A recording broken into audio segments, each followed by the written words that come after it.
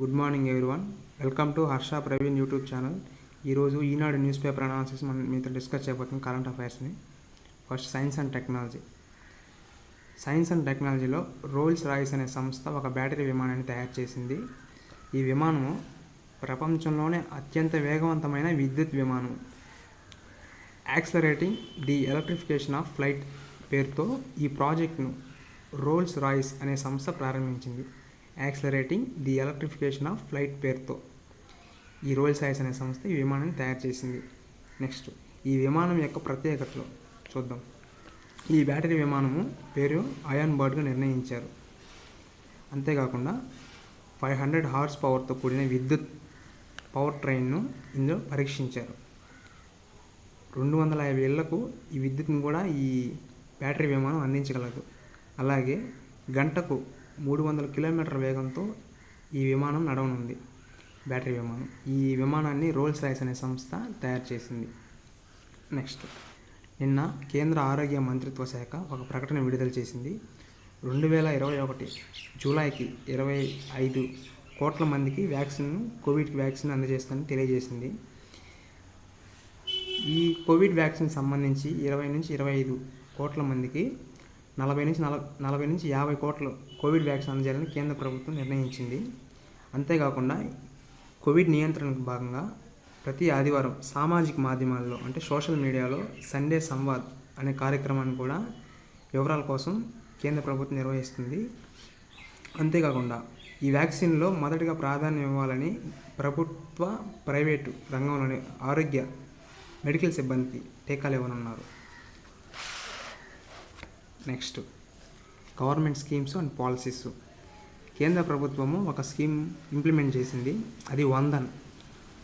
అటవీ ఉత్పత్తులకు కనీస మద్దతు ధర అంటే ఎంఎస్పి మినిమం సపోర్ట్ ప్రైస్ కల్పించేందుకు కేంద్ర ప్రభుత్వం వందన్ అనే కార్యక్రమాన్ని చేపట్టింది. ఇది పర్టికులర్గా గిరిజన ప్రాంతాల్లో అంటే ట్రైబల్ ఏరియాస్లో ఉండే వాళ్ళకి ఇది వర్తిస్తుంది. అటవీ ఉత్పత్తులకు కనీస మద్దతు ధర ఇవ్వాలని చెప్పేసి కేంద్ర ప్రభుత్వం ఈ నిర్ణయం తీసుకుంది. అసలు ఈ వందన్ యొక్క బ్యాక్గ్రౌండ్ మనం తెలుసుకోవాలి. ఫస్ట్, ఈ వందన్ అనే కార్యక్రమాన్ని మినిస్టర్ ఆఫ్ ట్రైబల్ అఫైర్స్ చేపడుతుంది. అంతేకాకుండా జాతీయ స్థాయిలో ఈ వందన్ స్కీమ్కి నోడల్ డిపార్ట్మెంట్ నిర్వహిస్తుంది. అలాగే రాష్ట్ర స్థాయిలో స్టేట్ నోడల్ ఏజెన్సీ కూడా మరియు జిల్లా కలెక్టర్ నిర్వహిస్తారు. యూనిట్ లెవెల్ అంటే రీజనల్ లెవెల్ వచ్చేసి సెల్ఫ్ హెల్ప్ గ్రూప్స్ అంటే ఎస్హెచ్జిస్ స్వయం సహాయక బృందాలు ఉంటారు. ఇందులో 30 మంది వరకు సభ్యులు ఉంటారు ఈ సెల్ఫ్ హెల్ప్ గ్రూప్స్లో అనేది. ఇది వందన్ అనే స్కీమ్ గురించి పూర్తి ఇన్ఫర్మేషన్. Next, GST council. 42వ జిఎస్టీ కౌన్సిల్ ఈరోజు భేటీ కానున్నారు. ఆదాయ లోటుని తీర్చాలంటే 97,000 కోట్ల రుణాలను తీసుకోవాలని కేంద్ర సూచనను విపక్ష పార్టీలు అంటే అపోజిషన్ పార్టీల నేతృత్వంలో రాష్ట్రాలు తీవ్రంగా వ్యతిరేకిస్తున్నాయి.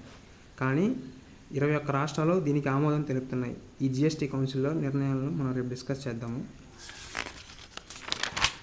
నెక్స్ట్,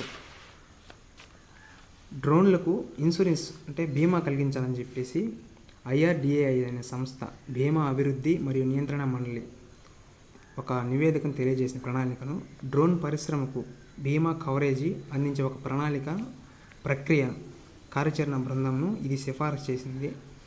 అలాగే remotely piloted air craft systems వినియోగం వల్ల చాలా ఇబ్బందులు కూడా ఉన్నాయని ఇది తెలియజేసింది.